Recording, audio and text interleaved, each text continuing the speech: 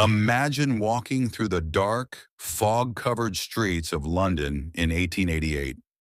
The only sounds are horse-drawn carriages and distant footsteps. Suddenly, a scream echoes through the night.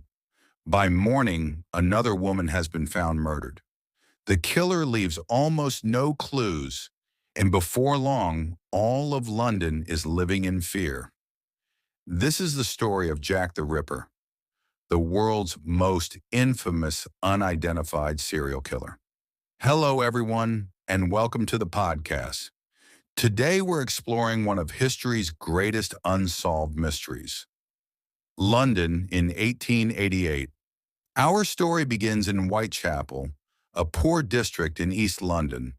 Thousands of people lived in overcrowded housing. Poverty, crime, and disease were common, and many women struggled to survive by doing low-paying work, or, in some cases, prostitution. The streets were poorly lit, making it easy for criminals to disappear into the darkness. The first victim. On August 31st, 1888, a woman named Mary Ann Nichols was found dead. Her throat had been cut, and she had suffered additional injuries. At first, police did not realize they were dealing with a serial killer.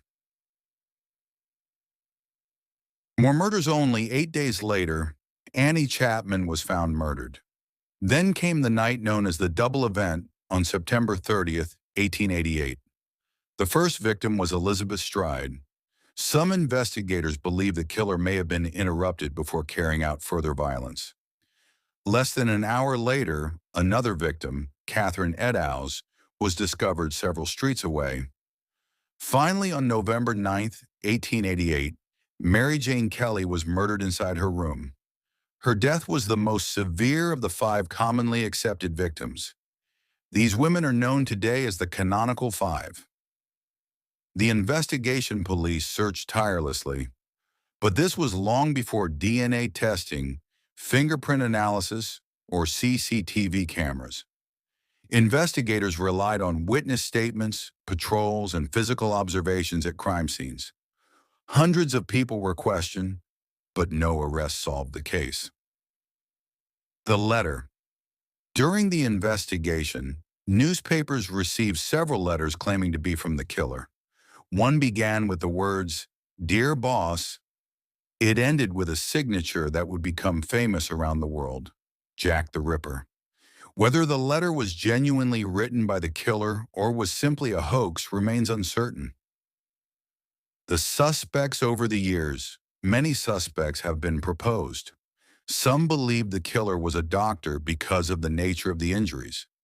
Others suggested a butcher, a sailor, or local residents.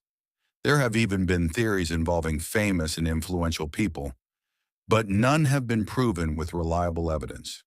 More than a century later, the identity of Jack the Ripper remains unknown. Why was he never caught? Several factors made the investigation extremely difficult. The streets were dark. Forensic science was still in its infancy. Crime scenes were often contaminated by crowds. Witness accounts sometimes contradicted one another. Without modern technology, police had little evidence to work with. The legacy. The murders shocked Victorian Britain and changed the way the public viewed policing and crime. The case inspired countless books, documentaries, films, and research studies. Even today, historians continue to debate the identity of Jack the Ripper, but no theory has been universally accepted.